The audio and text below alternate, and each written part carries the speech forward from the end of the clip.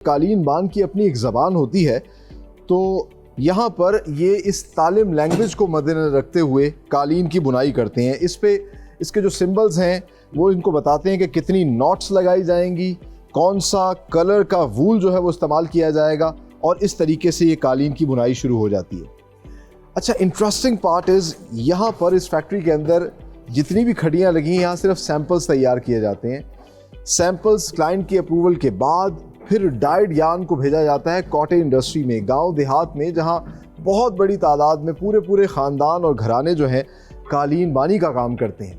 और 15,000 के करीब लोग जो है लाहौर कारपेट मैन्युफैक्चरिंग कंपनी के साथ काम कर रहे हैं, जिससे आप अंदाज़ा कर सकते हैं कि कितनी बड़ी तादाद में पूरे ख़ानदान जो है कालीन बानी के इस फ़न से, इस काम से मुंसलिक हैं। और इसमें बहुत बड़ी तादाद ख़वातीन की है जो अपने घर में बैठे हुए ये काम कर रही हैं, रोज़गार कमा रही हैं, और उनके घरों में फिर इससे खुशहाली आती है।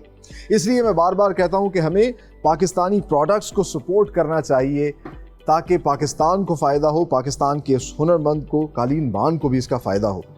एक और इंटरेस्टिंग बात यह है कि जो कालीन हमारे सामने जिसकी बुनाई हो रही है, ये तो सैंपल है, ये शायद चंद दिनों में तैयार हो जाएगा, लेकिन जो पूरा कालीन होता है वो उसके साइज़, डिज़ाइन के हिसाब से पता चलता है कि कितने अरसे में बनेगा।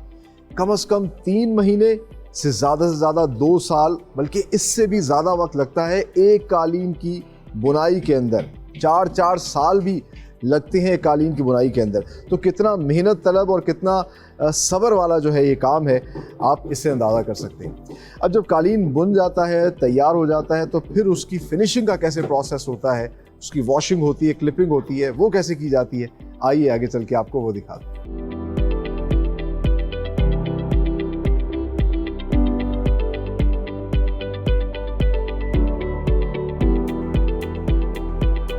कालीन की बुनाई के बाद मरहला शुरू होता है कारपेट की फिनिशिंग का, और फिनिशिंग के अंदर इस चीज़ का ख्याल रखा जाता है कि क्लाइंट की रिक्वायरमेंट के मुताबिक जिस तरह के वो कलर से आता है कारपेट में, क्या वाइब्रेंट शार्प कलर्स होने चाहिए या मैट थोड़े डल होने चाहिए, उसकी फील कैसी होनी चाहिए, उसका वूल कितना बाहर होना चाहिए, इन तमाम तर चीज़ों को अब फिनिशिंग पर जो है एड्रेस किया जाता है।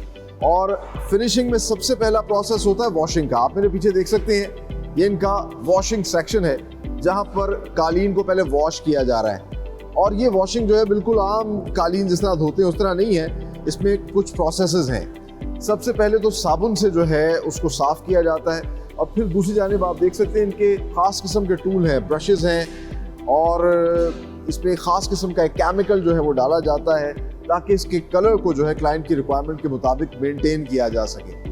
और 1 घंटा तकरीबन एक कालीन पर उसकी धुलाई में लगता है। पहले उसको सोप से वॉश किया जाता है, फिर ये सारा का सारा केमिकल प्रोसेस होता है, और उसके बाद फिर उसे सूखने के लिए बाहर डाल दिया जाता है। नेचुरली सनलाइट से उसको सुखाया जाता है। गर्मियों में तकरीबन 1 से 2 दिन लगते हैं एक कालीन को सूखने में, और सर्दियों में सूखने का प्रोसेस जो है वो तकरीबन 1 हफ्ता या इससे ज़्यादा भी हो जाता है।